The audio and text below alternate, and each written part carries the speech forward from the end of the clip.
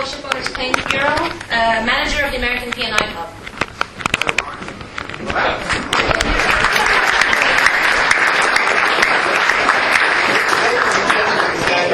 It's absolutely marvellous to see you again.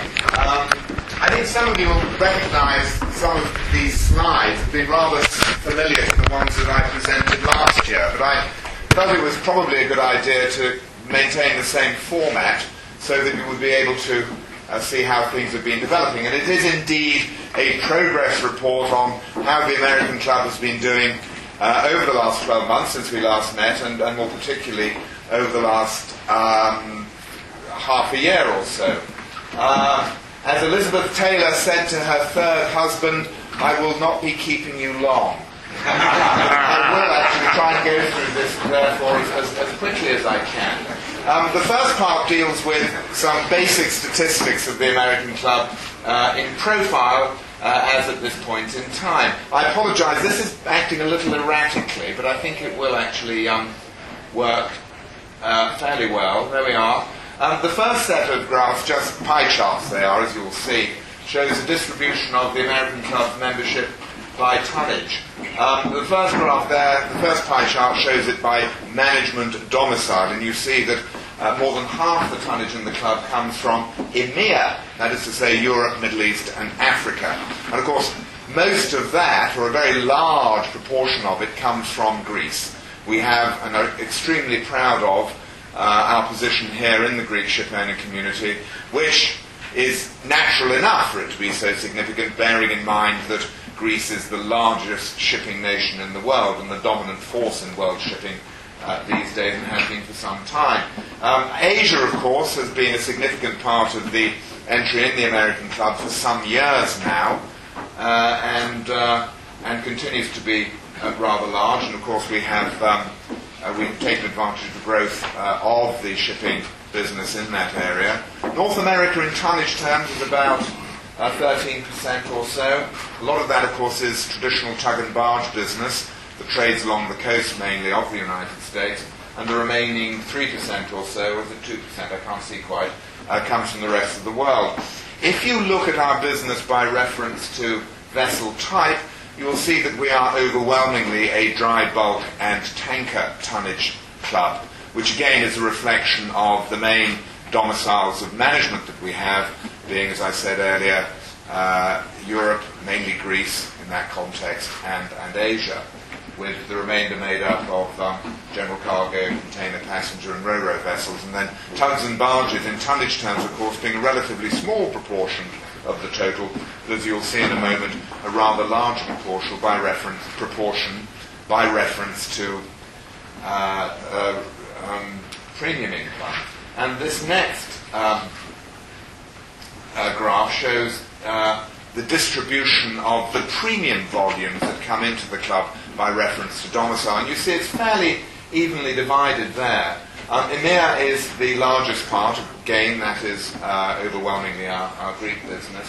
North America is substantial also, as you'd expect, bearing in mind that North American tonnage tends to be more highly rated because of the Jones Act, US flag, personal injury type exposures. Asia, of course, has a significant part of that breakdown also, with the rest of the world forming the smallest part as it did in relation to tonnage. By reference to vessel type, again, I think you'll see that the sector weightings there are quite well balanced, as between bulk carriers, tankers, general cargo container, and tugs and barges, which I think is an interesting breakdown that shows what we regard as a nice kind of balance between the main areas of the world and the main sectors of tonnage with which we are most typically associated, being well represented in largely balanced proportions there, as that indicates. Going on for a moment, having set the scene in terms of where we are at the moment in terms of our tonnage profile, I want to look through some of the major claims and financial trends that have emerged over the last several years. And again, some of these graphs you will be familiar with by reference to earlier presentations.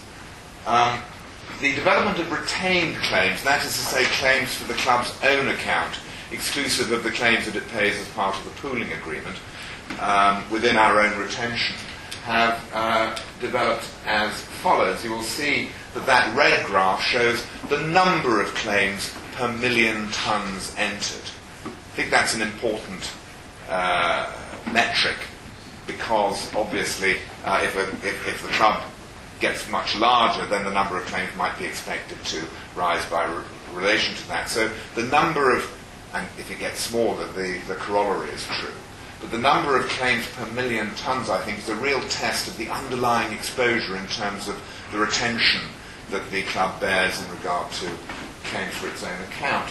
And you can see there that there has been a steady development of, or reduction, I should say, in the number of claims, the number of retained claims over the years, with a slight uplift into 2013. Now, of course, 2014 is undeveloped, or not fully developed, I should say, at the present time. It's likely that the figure there will tend to rise over time. But altogether, the trend has been in a welcome declining mode. Equally, the retained claims cost per gross tonne has come down substantially over the period since 2008. In 2007-2008, we decided that we would have a review of the book in general, the portfolio that we were insuring, in order to try and improve the risk profile generally, and also approached it in terms of increased deductibles and so on over time. And I think that you will agree that it's had the desired effect over that period, with the claims cost per tonne, again with the exception of the 2013 year, being in overall a downward trend over that period.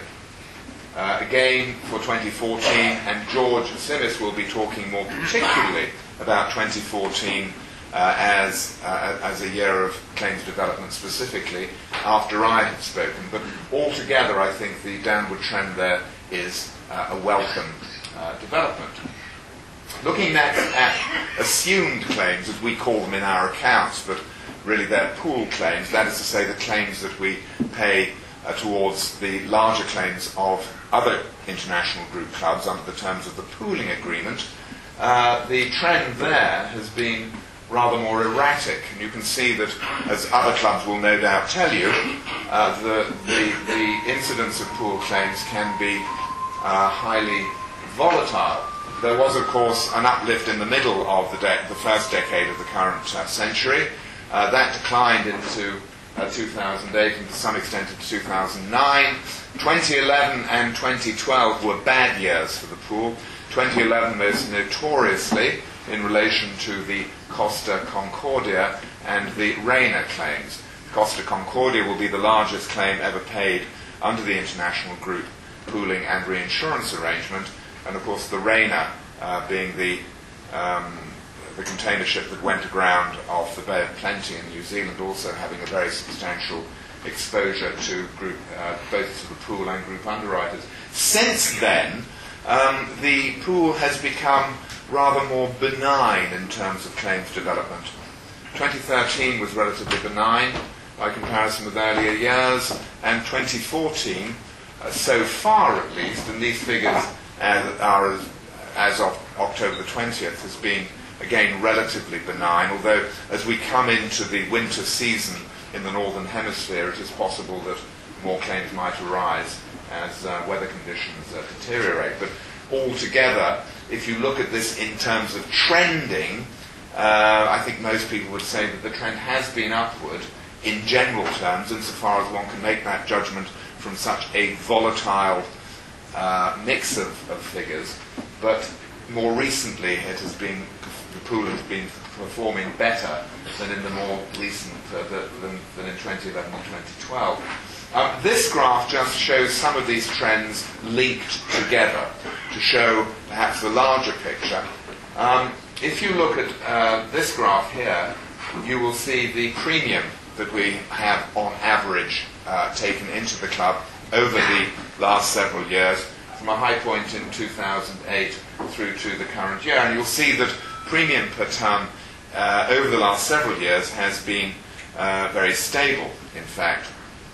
If you look at the same time in terms of the retained claims per tonne, they have come down commensurately, and of course in 2010 we had a very good year. 2010 was the best year in terms of retained claims exposure for the club for a long time, and the more recent years, as you will see, have been somewhat higher.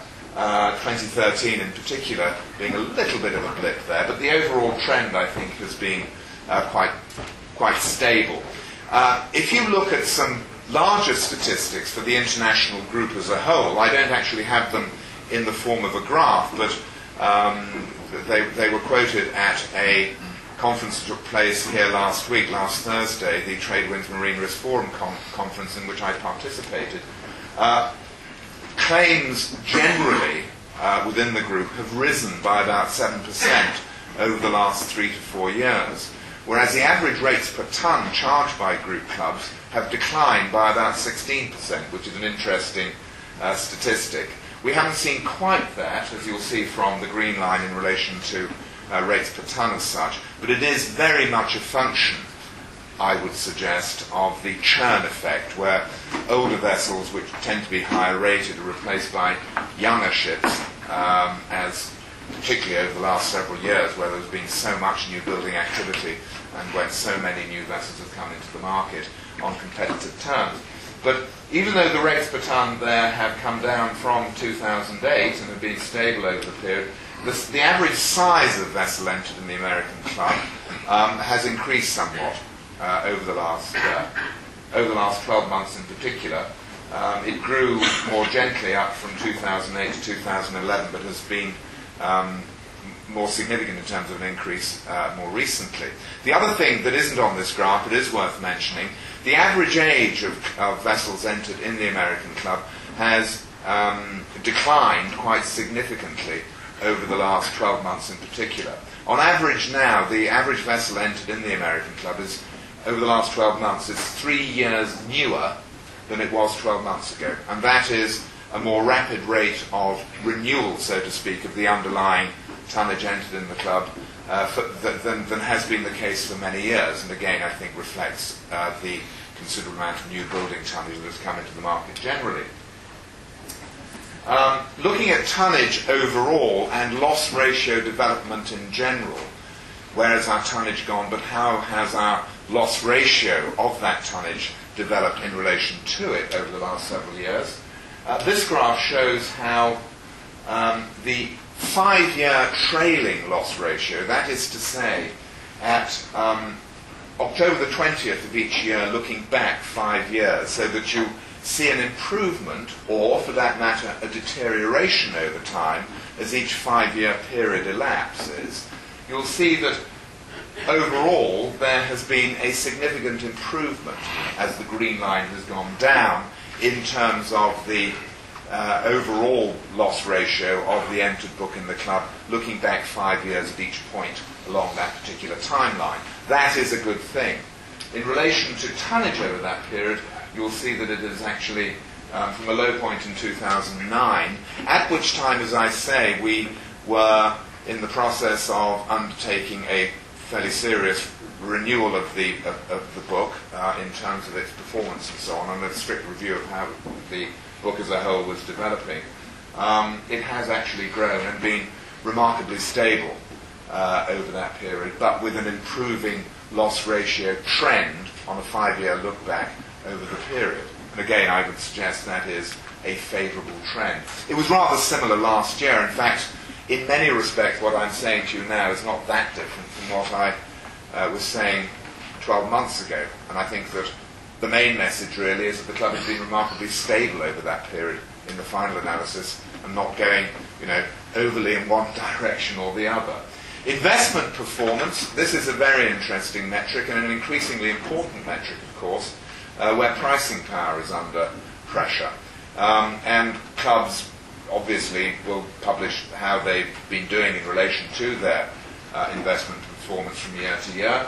This goes back to 2007, 2008 and beyond. And of course, in 2007, before the Great Crisis, we did 5.4%, thoroughly respectable.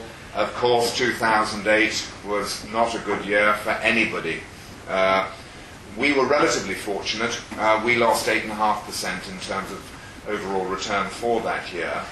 But of course that was against a decline in the S&P 500 and the Dow Jones in excess of 30%. The reason why we were less affected perhaps by comparison with the market as a whole is that our municipal bond portfolio performed extremely robustly over that period and proved to be a strong contributor to what otherwise would have been not such a good result. But we bounced back, as might be imagined, the following year, mainly because in 2008 we did not take the view that equities were to be extinguished altogether as an asset class, and we held on. And of course we were rewarded by virtue of that with a strong return in the following year. This has continued. We did 7.7%, 3.5%, 7.6%. Last year we did 6.7%. These are figures, I think, that acquit themselves very well by comparison with any of our peers elsewhere in the international group, and I would suggest actually, ladies and gentlemen, with any insurance company as such. We do comparatively well in terms of our investment performance. As at the middle of November, we had done 4% to date. Obviously the markets, particularly in the equity space, have been fairly volatile over the last several months, but they seem to be recovering quite nicely at this point in time. As at the end of November, we had done 4.3%, about 0.5% better than relevant benchmarks. We have about 30% or thereabouts of our total portfolio invested in equities and the remaining 70% in fixed income securities. We'd like to keep it at 30 or somewhat below that in order to get the right mix in relation to the different asset classes, but it's done well for us over the years. Actually, unlike Elizabeth Taylor, I'm probably taking too long, actually, but I'll try and get on. The development of free reserves per tonne, again, that is in relation to stat. We hit a high point. Statutory accounting is accounting in accordance with the requirements of the regulator under statute, hence statutory. In New York State. We are governed by the New York State Financial Services Department, who are a particularly tough regulator. We have to produce quarterly reports of our figures. We have to have our annual claims figures as at the end of the year actuarially certified, not as a matter of choice, but as a matter of statutory requirement. And under those particular rules, our free reserves have been very stable, really. They hit a high point back in 2010, which was a particularly good year in terms of policy year and financial year performance. Our GAAP, that is the basis of accounting in accordance with generally accepted accounting principles, hence GAAP, have been slightly lower, but again, those figures acquit themselves well by the standards of the international group in general, and we are pleased that they are maintaining that degree of stability, notwithstanding a very competitive pricing environment in which we find ourselves at the moment. What I will now talk about, if I may, because I think there's increasing interest in this particular facility here in Greece in particular and the Eastern Mediterranean in general, is the fixed premium facility called Eagle Ocean Marine, which the American club operates in conjunction with its mutual business, which is still the overwhelmingly largest part of what it does. But Eagle Ocean Marine is increasingly important. It represents a diversification of our business into new areas. You will probably have read in the press that most clubs these days have fixed premium facilities that they run in conjunction with their mutual arrangements, and these are really aimed at not so much the ocean-going, blue water, very high limit, large ship community or constituency of ship owners throughout the world, but more in relation to those owners who operate in more local or regional trades with smaller ships who perhaps do not require the very high limits of liability typically offered by mutual P&I clubs, nor necessarily wish to expose themselves to the obligations of mutuality. And we have been running this effectively since since 2011, effectively. We started actually in 2010 as a line slip arrangement with Lloyd's Underwriters, but as a P&I, as an American club facility, it has been running since the middle of 2011. And it is a smaller ship, fixed premium facility, as I mentioned. It's underwritten by the American club as primary insurer. It's operated by Eagle Ocean Agencies, Inc., which is a sister company to the management company, Shipowners Claims Bureau, Inc., in order to provide some market differentiation in this particular space. It's reinsured by Lloyd's and other London market insurers. In fact, it is what's known as a quota share arrangement, up to the first $25 million of cover, with a number of Lloyd's syndicates, where the American club is, as it were, the fronting arrangement, and our colleagues at Lloyd's provide the majority of the security. It covers up to $100 million per risk at the present time, although steps are being taken in order to make it more competitive, particularly with the non-international group sector, particularly against people like British Marine and Race Marine and Lodestar and other Navigators and others, to increase that limit yet further, and that is still under consideration. It provides broad P&I and defence cover, very similarly to that which is provided by the mutual. It really models itself in that context on the mutual business. It's aimed at vessels of up to 12,500 gross tons per unit.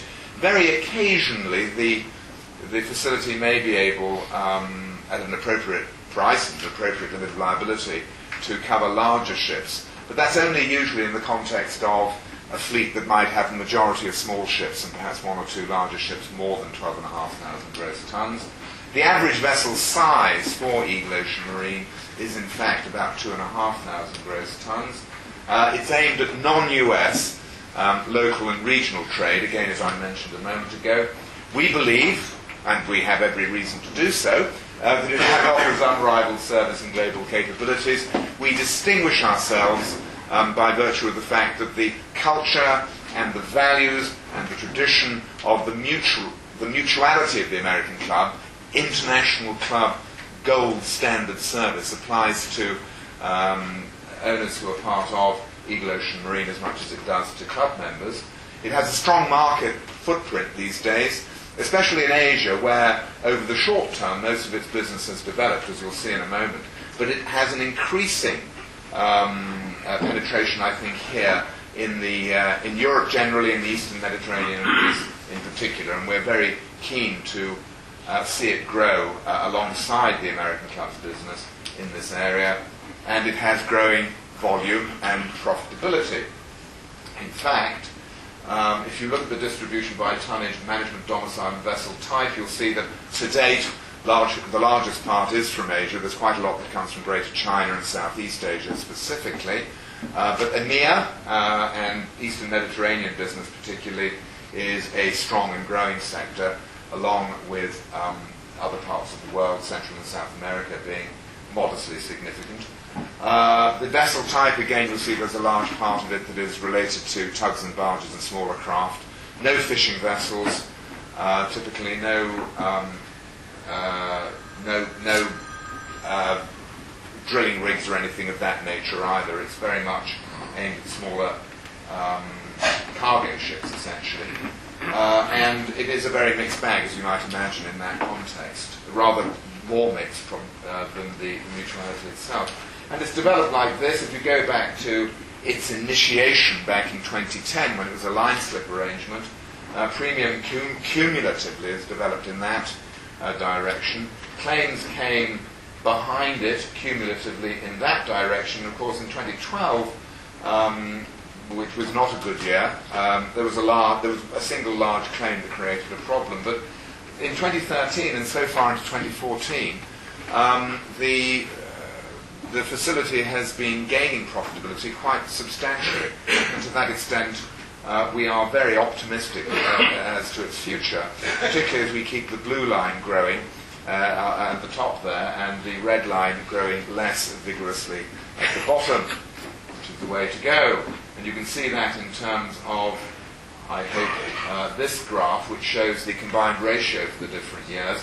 It's been a little bit volatile there. I mean, 2012 was not a good year, but both 2013 and 2014 to date have proved very profitable, and overall we have a combined ratio for the business at this point in time of 79%, which connotes a profit to the mutuality of the club of 21% on that business, which we're pleased about to date, and we hope to maintain that level of profitability, which benefits all the mutual members ultimately. So, having gone very quickly, and I hope it all holds together reasonably well, through some of those vital statistics of the club in recent years, let me talk for a moment, and I will be brief, about the way ahead for the club, how we see the development of the American club over the years ahead, particularly into the next renewal, as you are obviously, as we are, concentrating our minds on that particular period, which is only just over 2 months away now. The American club now, I would suggest, has the following principal features. The core indicators that we're experiencing as the American club, I think, will be the sort of indicators you'll see that other clubs are talking about. There is a reduction in the frequency of claims, retained claims, but there is probably a slight increase in the severity of those individual claims, particularly those claims at the larger end of the attritional range. You know, the $200,000 claim is now typically $350,000 or $400,000. The crew claim that might have been $50,000 or $60,000 4 or 5 years ago is now $100,000 or $150,000. That's where we're seeing the development, I think, in an underlying sense in the retained claims, but the actual frequency of them has declined somewhat. So our core indicators reflect general market dynamics. I think that as you will have seen indeed, that our tonnage and our premium is stable, and there are balanced weightings, which is important, balanced weightings between the main areas in which we do our business, both by relation to domicile of management and in relation to the different kinds of ships that we insure. I think our retained claims are matching expectations at the moment. We've been very much within budget over the last couple of years, and so far as our retentions are concerned. I think the big challenge is keeping premium volume up, quite frankly, and again, clubs generally will tell you that in the current climate. The pool, I say there, is quiescent, sort of slumbering away at the moment. That is perhaps a very bold statement to make, and I could be proved horribly wrong in 6 or 12 months' time, but there doesn't seem so far, either for 2013 or for 2014 to date, any significant deterioration in exposure there. Eagle Ocean Marine is doing well, and it's contributing to the profitability of the mutual overall, and we're very happy with it. I think the investment performance at the top end of the experience within the industry is performing well and adding strength to our overall results. Operating overheads, members of the board of directors of the American club who are present here today will no doubt endorse this view. They are taken very seriously by the board, and they're also taken very seriously by the managers, and we're keeping them under tight control. And in fact, there has been no variation much over the last several years in terms of the underwriting, in terms of the underlying, I should say, cost of running the club, management and administrative-wise, for some time, and we are very conscious of this as managers as being an important part of our mission. And our service capabilities are steadily growing. We have a superlative team here in Piraeus to service the needs of this very important community for the American club, and Radia and her team do a fantastic job, along with all the other offices that we have throughout the world, many of you, of course, whom you will know, I mean, in the Far East, for example, in Shanghai and Hong Kong, in London, and, of course, at home in the United States. We have a seamless ability to provide first-class service to our members everywhere, throughout all the time zones of the globe, and we think that's appreciated, and we try to add in every regard further capabilities in that respect, the loss prevention and claims and risk management side being particularly important. Moving forward, the general outlook, I mean, there is hope that the global economy will regain momentum during 2015. the OECD and IMF figures that I've seen recently suggest that there will be some upturn. It won't be a dramatic upturn, of course, because there are concerns about developments in certain parts of the world necessarily, although an oil price that I think yesterday hit something like $63 a barrel can only be good news for those economies that depend upon oil, but of course it's bad news from the oil producers.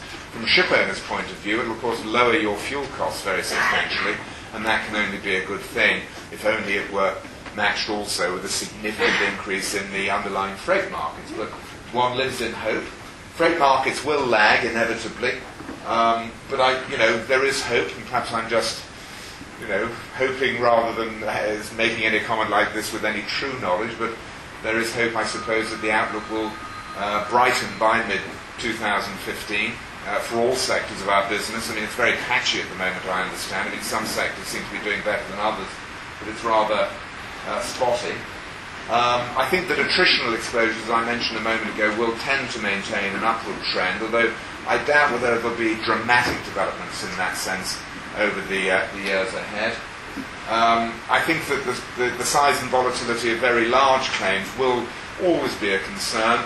I'm of the view that the Costa Concordia and the Reina, and this is a personal view, were truly outliers, and I'm not persuaded that that sort of claim will inevitably, inexorably occur again in the future, quite to that degree of magnitude, although by the same token, with convention creep and so on, it's likely that larger claims won't get any smaller. Investment prospects, I say, they're ambiguous. We've done pretty well this year in the stock markets. Yields on US Treasuries remain very low. I think much will depend upon where US interest rates go. How will China perform over the forthcoming 12 to 24 months? There are concerns about Chinese growth at the present time, and the question of Chinese debt and the banks and all the reforms that Mr. Xi Jinping wishes to implement. The ECB seems set to engage in some degree of quantitative easing. Mr. Draghi apparently is having his way at last against the Bundesbank, and that will have an impact ultimately on what happens in the Eurozone. But I think that will be a positive thing for the Eurozone over time. But it is to be hoped that perhaps greater stability in some of the distortions of the investment markets may decline over the next 12 to 24 months as conditions ease and become generally more normalised. I think that there will be greater absorption of risk by individual clubs over time and probably within the pool, although it will occur very gradually, I think. And I think that pricing power, that is to say the ability for all clubs to achieve rates that are commensurate with risk as we go forward, will continue to be challenged, but I like to think, particularly as the freight markets improve, clubs are very sensitive, necessarily because we are mutuals controlled by our owners, to the difficulties with which our ship owner members are faced, and insofar as we can control any increase, and we do control the increases that are required from year to year, we try to keep them at the very minimum against rising attritional claims and so on in particular. So the way ahead, I think, by reference to what I said earlier, this is things are relatively stable at the moment and will hopefully continue so, and in that sense it's good to be boring, and we will continue as the club under the direction of the board and certainly within the management company to adopt a principle of steady as she goes. We will continue to take a disciplined approach to risk selection and pricing. I think that the graphs I showed earlier suggested that this had resulted in some success in recent years in terms of keeping claims cost per tonne down, or at least stable, and also ensuring that the overall exposure to the club and the loss ratios are good. We will continue our emphasis on loss prevention and claims control. We will have a focused and very prudent diversification into other areas, Eagle Ocean Marine being a case in point, of course. It has done well for the club in recent years. We will have, as I alluded to earlier, uncompromising solidarity with our members in what continue to be difficult times. We are mutuals, we're owned by our ship owners, and we take that very seriously indeed. It is a noble duty to have, actually, to the membership at large. We will stay ahead of the service curve, vitally important. That's what really defines what P&I clubs, particularly group P&I clubs, are all about, is maintaining strong service. That's really where the rubber hits the road as far as the club is concerned, and we're absolutely determined to make sure that we do everything we can in that respect. For example, just very briefly, we recently, and you'll have seen this in circulars, I suspect, produced a document called Welcome to the USA. And it's not a Homeland Security document that you hand over to an immigration official at Kennedy Airport. It is in fact a guide to the sort of difficulties, or rather the landscape of regulation that a ship owner, particularly from overseas, coming into the United States will face. Because it can be very perplexing. There are so many different regulations, and they're federal regulations, and then you have the Coast Guard doing this and that, and then you have individual state regulations that might have a particular spin on certain issues. We produce that, which we hope our foreign members coming into the US will find useful, vitally important, keeping ahead of the curve. And of course it is our club centennial in 2017. On St. Valentine's Day, to be precise, in 2017. So if you have your Valentine's Day dinner in 2.5 years' time, you can think at the same time, my goodness, the American Club was founded 100 years ago. What a romantic thought, you'll say. And that's it, actually, ladies and gentlemen. Thank you very much indeed for listening.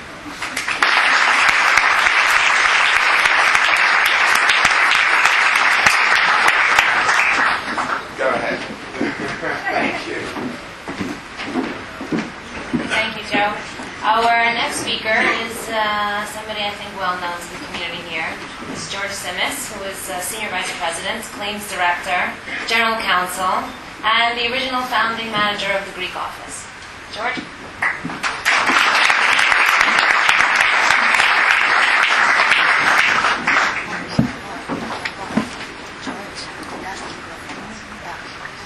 Can everybody hear me? Καλημέρα κυρίες και κύριοι.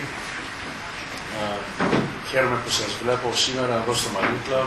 Κάθε Δεκέμβριο έχω την ευκαιρία να έρθω στην Ελλάδα να σας δω, να τα πούμε από κοντά, να συζητήσουμε τα νούμερα και ελπίζω ότι θα έχω και την ευκαιρία να γελάσουμε για λίγο. Okay? Switching back to English. Those of you who know me know that giving a presentation about claims is pretty boring. So I usually try and spice it up with an underlying theme. So 2 years ago, we did it with superheroes and Star Trek. Last year, we talked about how Thanksgiving and family, and especially the family unit, is very much akin to the membership of a P&I club. And I think it is. It is extended family. This year, I went a little bit off the board. You can see it's about the year of the beard. 2014 is the first full year of my life where I've had a beard from day one, and I will keep it until December 31st. But a lot has come with the beard. I see myself doing this a lot. And everybody else sees me doing it too, unfortunately. So you become very reflective when you have facial hair. And by no means am I saying that people that don't have facial hair aren't reflective. I'd be offending all of the women in the audience. I'm not trying to say that at all. And I'm not trying to encourage people to go out and grow facial hair. Leave that to an individual preference. So if we go back and we try and get what the virtues of the beard are, I was really digging deep for this, you can tell. The first quote, which is from Socrates, the other ones all come from a website called Beardivism. So anybody who's really into beards, you go to that website. Socrates said, a beard's true quality lies in the measure of the virtues required for its cultivation. Now, those of us who have to maintain this every morning, no, it's more work than just shaving, okay? And you have to be patient, and there's going to be days when you mess it up, there's going to be days when you do a good job. So it's a constant task. Compassion, like a beard, is born of patience and humility. So patience and humility, two qualities which I think everyone in the service industry has to have and must have. We in the claims department throughout all the offices, men and women, those with beards and those without, we would like to think that we have the patience and the humility. Patience in trying to go through all the facts to assist our membership with all the claims-related issues.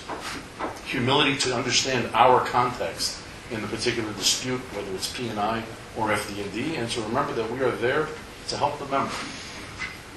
There are many who are quick to point their finger when it would be better served buried in their whiskers in contemplation. Now, I've been living that the last year, absolutely. Keeping your mouth shut and doing this for a little while doesn't tend to give you a lot of perspective on things. A bearded man looking into a mirror sees not his own reflection, but a reflection of all mankind. That's a little too deep for me. All I can say is reflection. It's important to have some reflection in the way you look at your files and the way you handle the claims. And that's part of our 2 times a year reserve review when we do a lot of reflecting. Now the last one, for those of you starting, I'm trying to mix all the themes from the last couple of years, as you can see. There's an episode of Star Trek where Kirk, McCoy, and Uhura were beamed onto an Enterprise from a parallel universe. And in that universe, the Enterprise was not on a mission of exploration and peace. It was a mission of conquest and tyranny. And the Spock on that ship had a beard. Okay? So that's the evil Spock. But at the end of the episode, you find out that Spock was not necessarily evil. He was very practical and logical. And at the end of the episode, you feel that even the other parallel universe will eventually gravitate toward peace. So that's what prompted Dr. McCoy to say, Jim, I think I liked him with a beard better. It gave him character. Of course, almost any change would be a distinct improvement. Okay. Now, because I've been doing a lot of this, and I also try and tend to throw in photographs of my family, my kids make fun of me, okay? So the first person that was making fun of me with the beard was my son, John. Every photograph, he starts doing this, okay? So there's the first pose. And I have about 75 photographs of him from 2014 doing this. Now, of course, my younger son, Theodore, he joined the party. But then, because I have, I like to think that I have a sense of humor and I don't mind them making fun of me, I would join the party.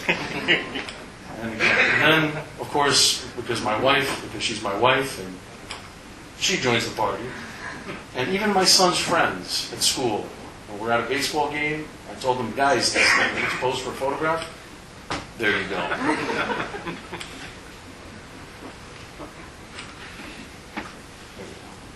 Now let's get to claims. Okay?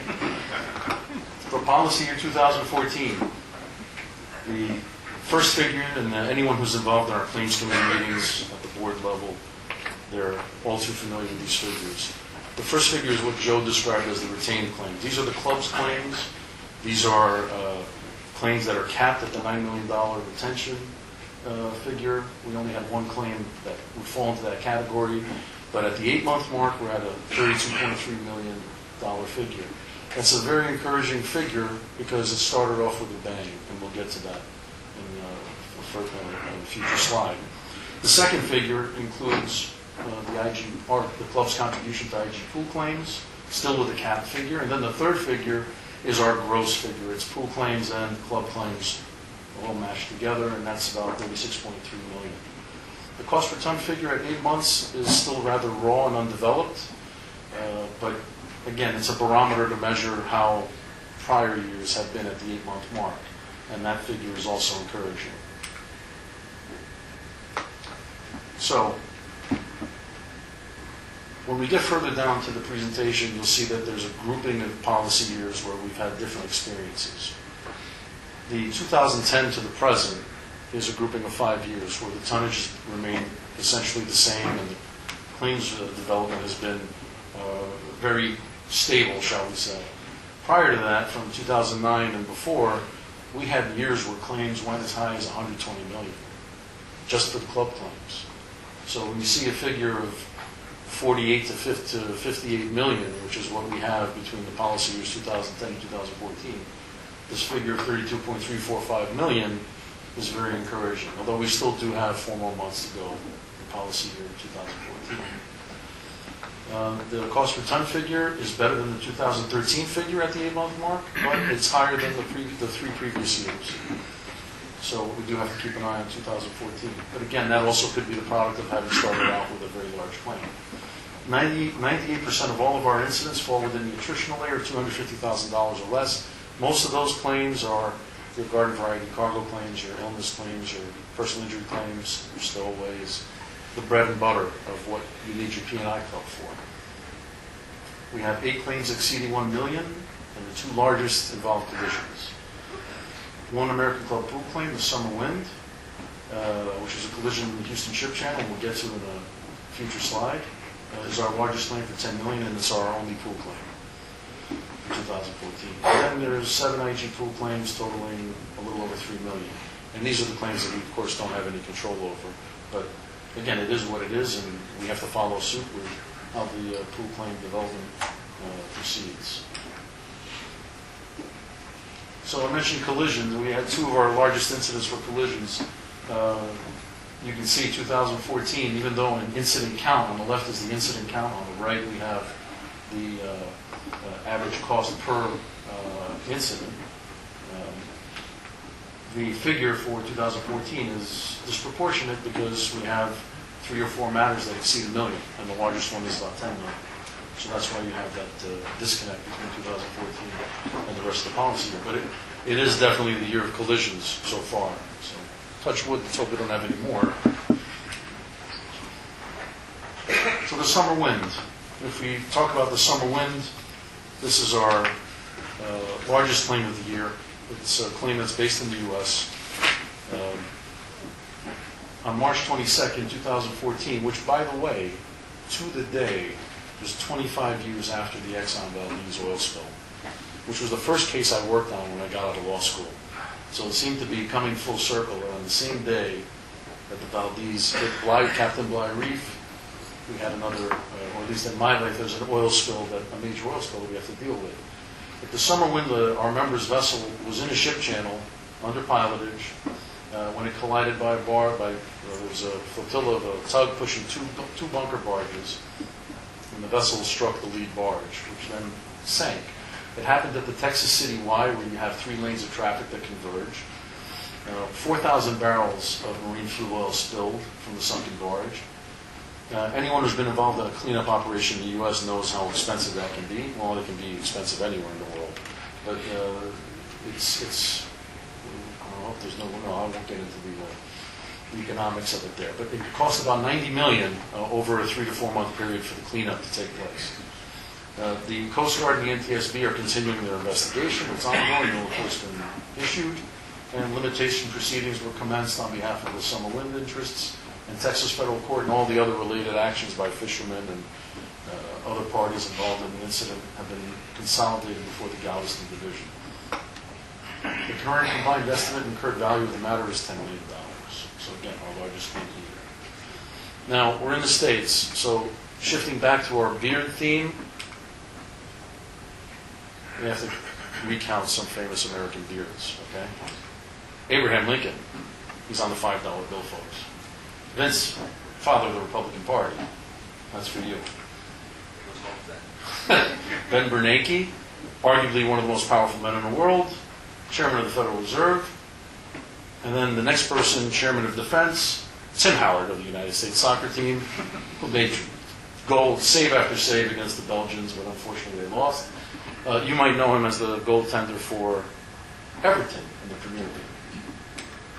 James Harden, probably the most intimidating beard you'll ever come across in sports. So much so that they created, keep calm and fear the beard of James Harden. And then the rest, I'm not even going to introduce because we all know him. Al, George, Leo, Robert Downey Jr., Iron Man, and Brad Pitt. So that's for all the ladies, because I'm talking about beards. The second largest collision matter that we had happened right here in our backyard at Valville. The Alios had been docked at the port on October 24th when a lot of us remember the irregular weather that hit Greece at that time. In the high winds and strong currents, the Alios broke loose from its moorings, and it drifted within the harbor and collided with several yachts and also contacted with the port itself and created some damage. We have various claims by owners as well as by the port. There are expenses that were incurred from pollution prevention and bunker removal. Our Piraeus office has been doing a fantastic job maintaining a very, very proactive and hands-on approach. Joanna Kukli and the rest of the entire team here has done a very admirable job in doing their best to minimize or reduce the member of the club's exposures here. And the current estimate right now is valued at, the estimate incurred value is about $3.17 million. So now that we talked about a Greek claim, we've got to talk about famous Greek beards. So the first famous celebrity from this harbor, probably, in shipping, Themistocles. Okay, we're going back. The next one, immortalized from the movie The 300, Leonidas, courtesy of Gerard Butler. Aristotle, he was a bright man. St. Nicholas, right? He's my Archbishop, North and South America, Archbishop Demetrius. Now we're going to the big soccer players. Georgi Samaras, as he's announced, if you ever play FIFA on the video games, that's how Martin Tyler refers to him. Maniatis, Gone, Sabigidis, Mitroglou, Garnezis. Hell, let's just give the championship to the Greeks, world beard champions. The soccer team had the best beards in the tournament, for sure. And they did very well. We were very proud of them. Wish they beat Costa Rica, but I think they made us all proud. So now, SCBLAs. No facial hair. and that's a good thing, by the way. Yeah, very good. But we do have one. Andonis is keeping the faith with the virtues of the beard, and we're very happy. See, now Dorothea, she's an equal employment opportunity, equal opportunity employer. We have been in the middle of some recovery efforts. It's not just about 2014. This was a big oil spill case that we had back in 2012, which happened after Sandy struck New York. We are making recovery efforts to the Oil Spill Liability Trust Fund and the Coast Guard to recover in excess of $10 million in cleanup expenses, which we're entitled to seek. That process is underway, should be filed by the end of the year, and hopefully you will get a hefty recovery from that whole process. And next year when we meet again, we should be in a position to advise everyone how we've done. Pool claims, those of us who've gone to Mykonos this summer, you can see the remnants of this wreck. I always forget the name of the beach, but it's where all the windsurfers used to be, and I used to call it Garbage Beach because it was always garbage, but it's behind Hornos. You can still see a lot of the infrastructure that was there, collecting containers and picking up the debris from the incident. And these are the two largest pool claims to which the American Club has contributed to, and you can see, in essence, what our share is. And in some years, our share exceeds $1 million per incident, and to be one of the largest claims that we have altogether in a year, even when considering the American Club's retained claims. And there's our pool claim statistics. So 2014 is still very undeveloped, and it takes a couple of years, if not 3 or 4 years, for the pool claims to fully be reported to the IG. So that number will most likely change. Prior policy years in 2013, you can see from 2010 to 2013, and if you consider 2014 at 32.3 million right now, they're all within a range, which is very encouraging. And we'd like to think it's the combination of the improved underwriting that we've done throughout the years, the structure of our satellite offices worldwide. We now have, as everyone knows, offices in every time zone.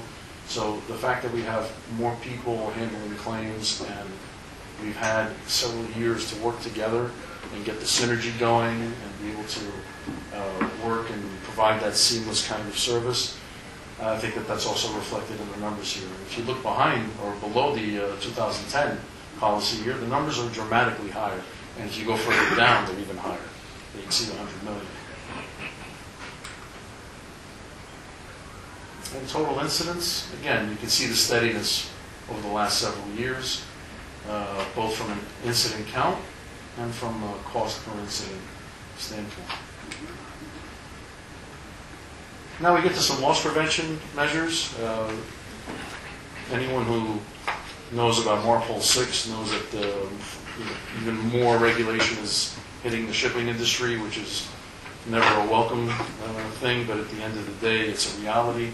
So now any vessel that's calling North America has to deal with this new regime, which becomes even stricter as of January 1st. We will be issuing a circular on this particular topic within the next week. But fuel oil sulfur content has to be reduced to 0.1% by January 1st. Prior to January 1st, the content limit was 1%. The global standard is presently 3.5%. So there is a bit of a disconnect, but the authorities are doing what they're doing. Fuel oil non-availability reports are going to have to be another reality, especially because there aren't many places that provide this type of compliant low sulfur fuel oil to begin with. The EPA has issued interim guidance and frequently asked questions. The Coast Guard and the EPA are going to be jointly enforcing this. The danger, of course, is that this could become the next oily water separator type of basis for prosecutions.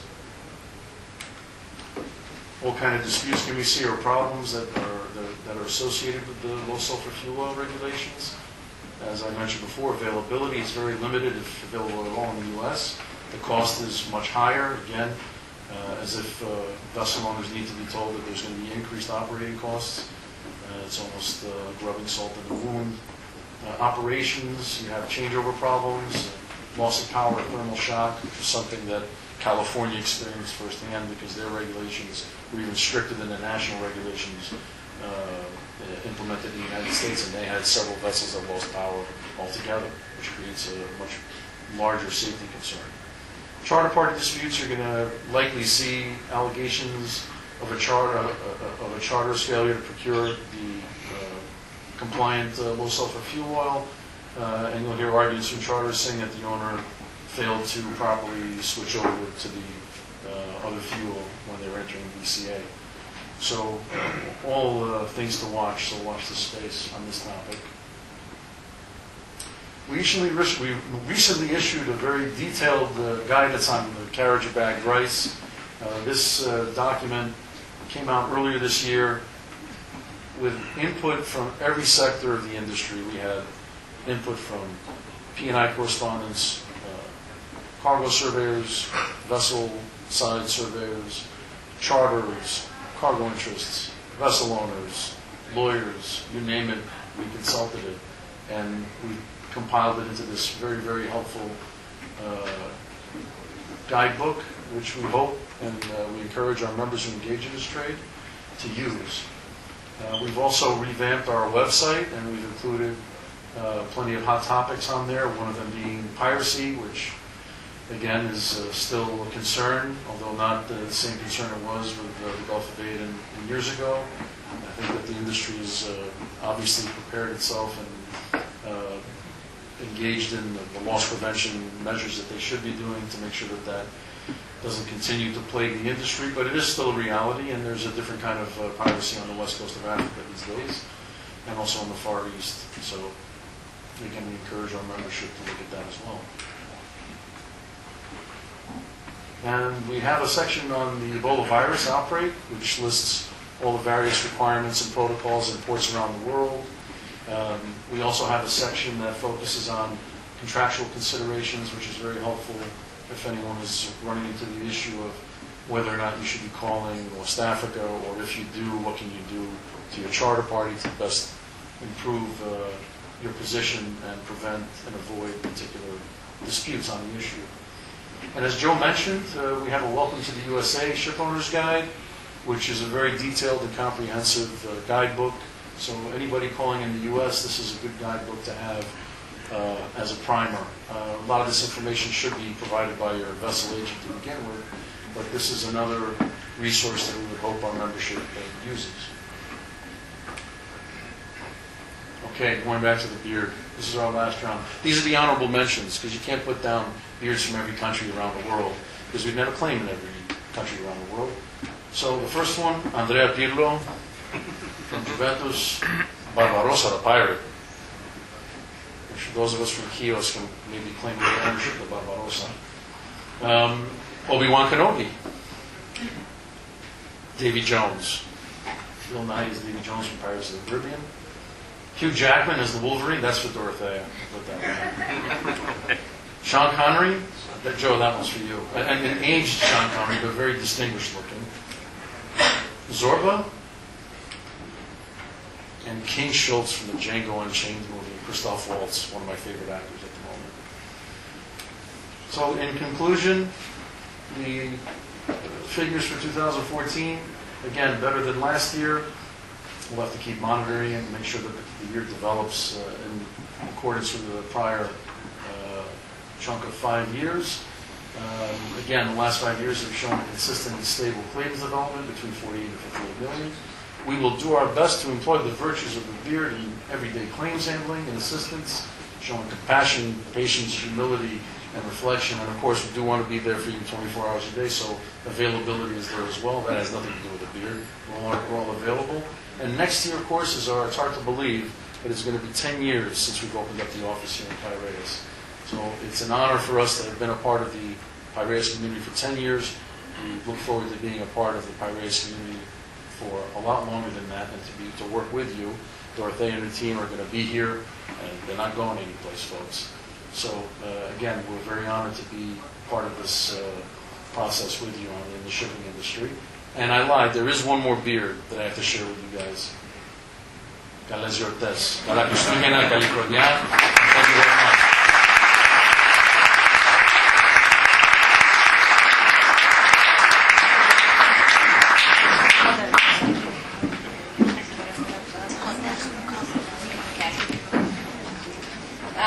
Thank you, everyone, for your patience. Just a little bit more. I think that we have a couple of more important things to also tell you about. One of them is updating you on the Piraeus office, which is the office that you all do business with. It's the office that services the community. As many of you know, the office opened up, as George mentioned, 10 years ago in 2005 under his leadership. At that time, we were 3 adjusters and 1 support staff. Today, almost 10 years later, we are a strong team of 10 with both local and international experience from various sectors of the maritime market. Okay, let's see. Let's start with Joanna. Joanna is right here, for those of you who don't know her. Joanna is our Deputy Claims Manager, and she is a triple qualified lawyer. London, Greece, and New York, and comes to us with 16 years of experience in the market.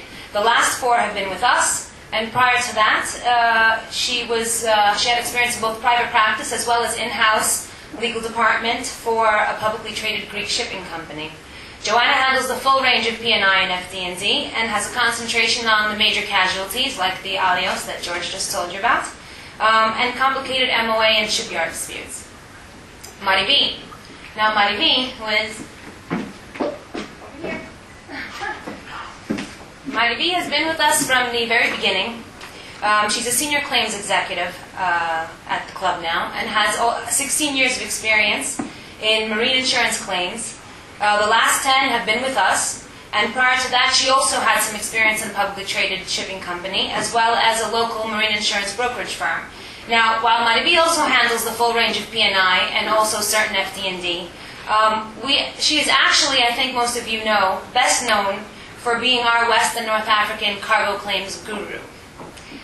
Despina Beverato, who is here in front and is also right there on the right side, is a senior claims executive with us who also has 15 years of experience, the last 7 with the club. Prior to joining SCBLS, Despina was in-house claims manager at shipping companies both here and abroad. So Despina handles the full range of P&I and FD&D and has become especially known for her effective handling of CP disputes with an extremely high record of success when forced into arbitration. Adonis Babas, he's the one with the beard. You see, we are an equal opportunity employer, as George mentioned. We do have a man in the office now. Adonis is a claims executive, is a qualified lawyer with 11 years of experience, and came to us this past year, actually, from a local Piraeus branch of a major English shipping law firm. Andonis handles the full range of both P&I and FD&D matters, and has an impressive beard. Anyway. Danai Madam. Now, Danai actually began her career with the Piraeus office of the American Club about 9 years ago. She doesn't look it, but yeah, there she is on the left, on the top behind. She came to us as a part-time intern, a summer intern and part-time, while she was going to law school. And now Danai is a qualified lawyer and a full claims executive for the club for the last 3 years, and has fast become a key player for handling complicated cargo matters involving also issues of charter party disputes and indemnity claims, injury illnesses, as well as CP disputes under FD&D. Chrysanthi Paplomata. Chrysanthi is our latest addition. She is right there in the middle between me and Joanna. Chrysanthi started as an intern this past year with the club. She is a qualified lawyer and currently serves as a claim assistant and is quickly developing into an asset for the team. It's also worth noting that Chrysanthi, who is a Greek national, speaks fluent Chinese. So I'm sure that's going to come in handy with a lot of you that do the Far East trade. Last but not least, definitely not least, we have the backbone of the office, and that's Annie Papadimitriou, who is over there on the left, and also right here on my left. Και γιορτάζει σήμερα, χρόνια πολλά, Άννη.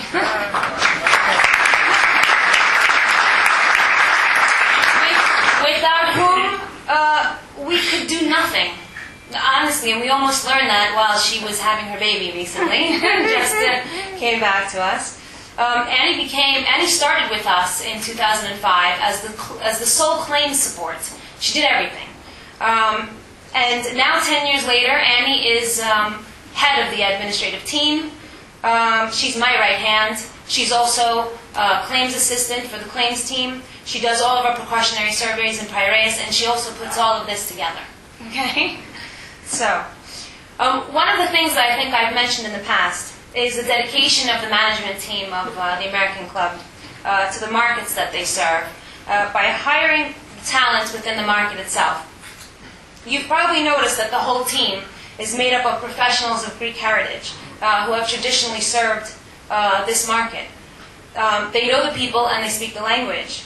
We believe that to be a part of a market, you have to invest in that market. And there is no better way to invest in that market than to invest in its most valuable resource, which is its human resource. So, on that note, we thank you for your trust. There is one more speaker, by the way. I'm not saying goodbye. We thank you for your trust, and we also, as George mentioned, we look forward to seeing you at our 10-year anniversary in May of 2015. Our final speaker for the day is Vince Solarino, who is our president and COO of SEB Inc., the managers of the American P&I Club. Please, warm welcome for Vince.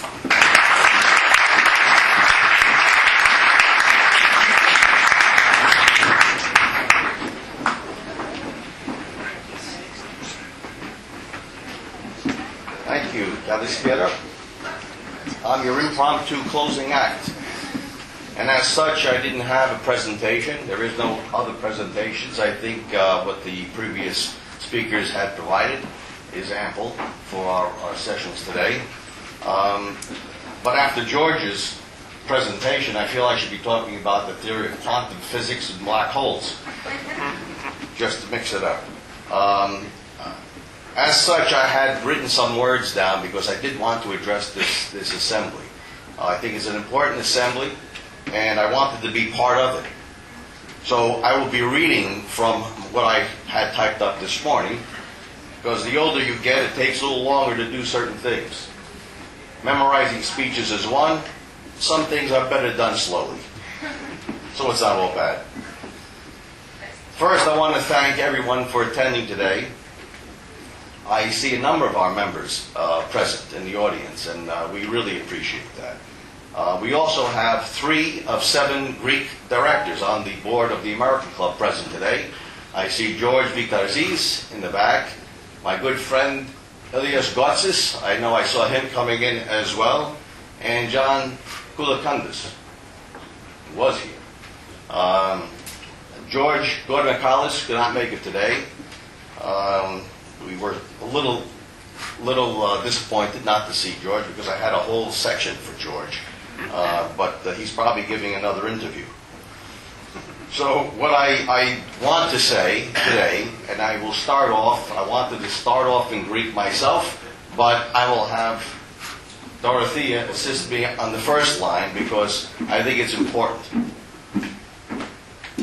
I admire the Greek shipping community for their long history of fighting back against adversity.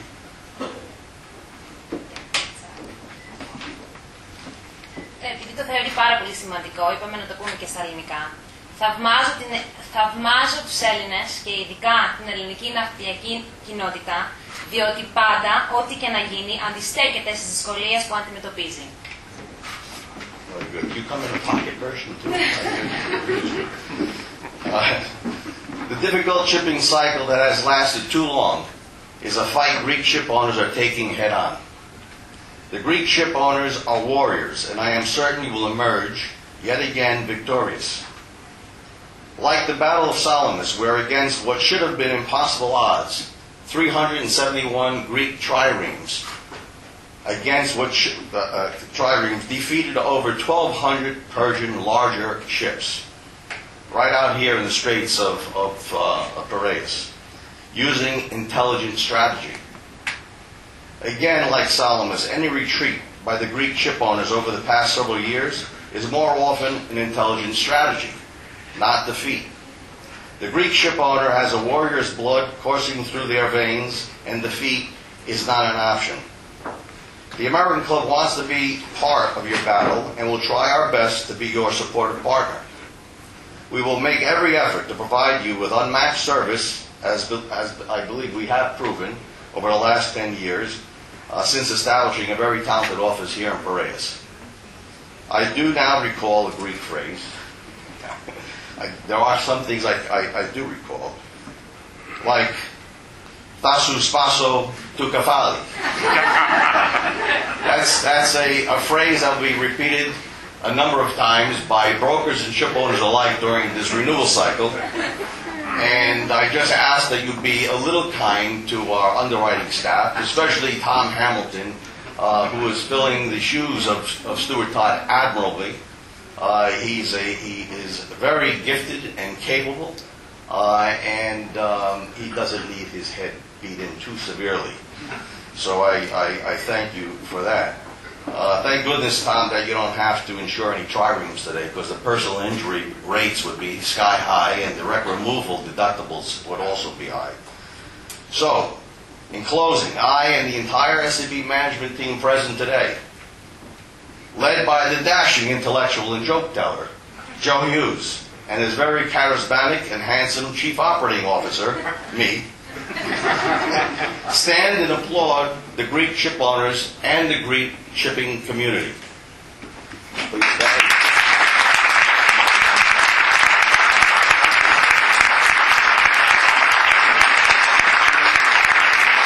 Merry Christmas, Happy New Year, healthy, happy, and prosperous New Year.